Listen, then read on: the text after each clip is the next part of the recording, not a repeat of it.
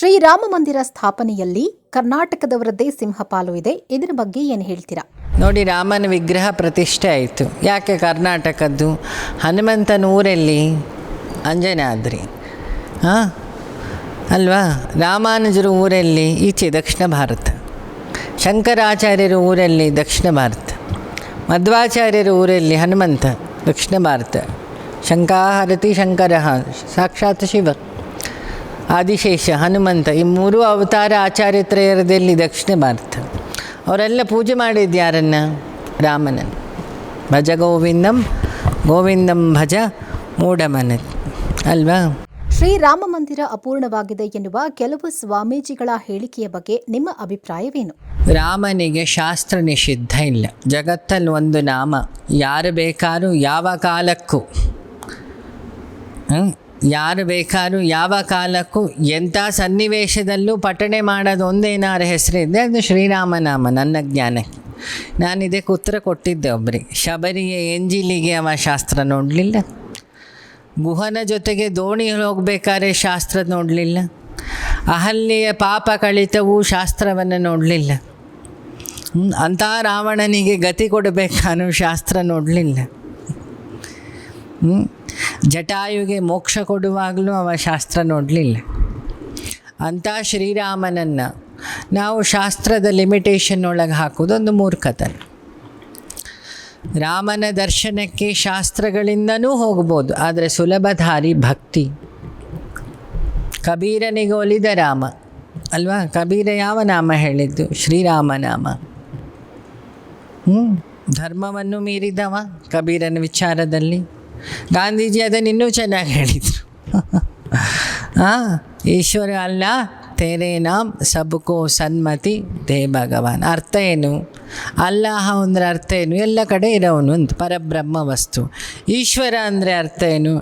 ಈಶಾನ ಸರ್ವವಿದ್ಯಾನಾಂ ಈಶ್ವರ ಸರ್ವಭೂತಾನಂ.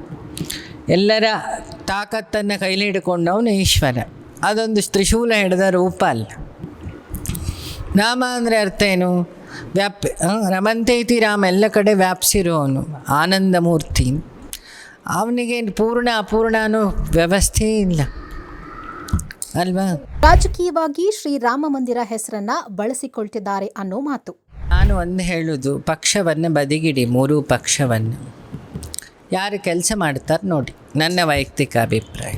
ಅವನು BJP ಇರಲಿ, ಕಾಂಗ್ರೆಸ್ಸೇ ಇರಲಿ, JDS ಇರಲಿ, ಇಂಡಿಪೆಂಡೆಂಟೇ ಇರಲಿ, ಜಾತಿ ನೋಡಬೇಡಿ, ಧರ್ಮ ನೋಡಬೇಡಿ. ನೋಡಬೇಕಾಗಿದ್ದು ಅವನು ಪ್ರತಿಜ್ಞೆಗೆ ಬದ್ಧನವು ಅಂತ, ಅಲ್ವಾ?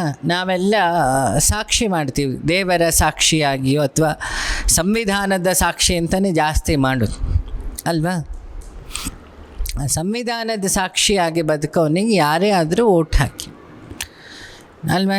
ಮೋದಿ ಮಾಡಿದ ಕೆಲಸ BJP ಅಂತ ನಾನು ಹೇಳಲಿಲ್ಲ. ಕಾರಣ ಏನು? ವೈಯಕ್ತಿಕ ಒಬ್ಬ ವ್ಯಕ್ತಿತ್ವ ಜ್ಞಾನ ಇಟ್ಕೊಂಡು ಮಾಡಿದರೆ ಭಾರತದ ಸಂಸ್ಕೃತಿ ಯಾವ ಮಟ್ಟಕ್ಕೆ ಎತ್ತಾನೆ ಅನ್ಲಿಕ್ಕೆ ಅವನು ಸಾಕ್ಷಿ. ಸರಿ, ನೀವು ಕಾಂಗ್ರೆಸ್ಸಲ್ಲಿ ಹುಡುಕ್ತಾ ಹೋದರೆ ಇಂದಿರಾ ಗಾಂಧಿ ಸಿಗ್ತಾರೆ, ಉಳುವವನೇ ಒಡೆಯ.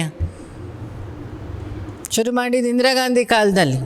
ಆವಾಗ ಕಮೆಂಟ್ ಇತ್ತು, ವಿಧಿವೇ ಒಂದು ಪ್ರಧಾನಮಂತ್ರಿ ಆದ್ರ ಅಂತ. ಮೊನ್ನೆ ಮೋದಿಗೆ ಯಾರೋ ಕಮೆಂಟ್ ಹಾಕಿದ್ರು, ಹೆಂಡತಿ ಬಿಟ್ಟ ಪ್ರಧಾನಿ, ಹೆಂಡತಿ ಬಿಟ್ಟ ರಾಮ ಅಂತ. ನಾನು ಅವಾಗ ನಗು ಬಂತು ನನಗೆ,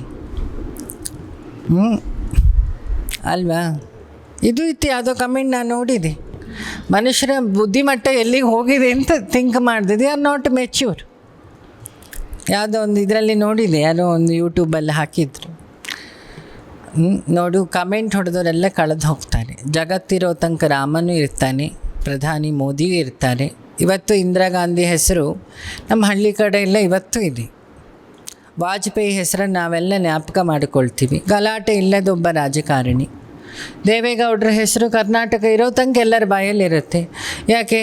ಒಬ್ಬ ಹಳ್ಳಿಯಿಂದ ಹೋಗಿ PM ಆಗೋದು ಸುಲಭದ ಕೆಲಸ ಅಲ್ಲ, ಅದು ಒಂದು ಪ್ರಾದೇಶಿಕ ಪಕ್ಷ. ನಾನು ಹೇಳೋದು, ಎಲ್ಲ ಪಕ್ಷದಲ್ಲಿರೋ ಒಳ್ಳೆಯವರನ್ನು ಮಾಡೆಲ್ಲಾಗಿ ತಗೊಳ್ಳಿ ಜನತೆಗೆ. ನಾನು ಹೇಳೋದು,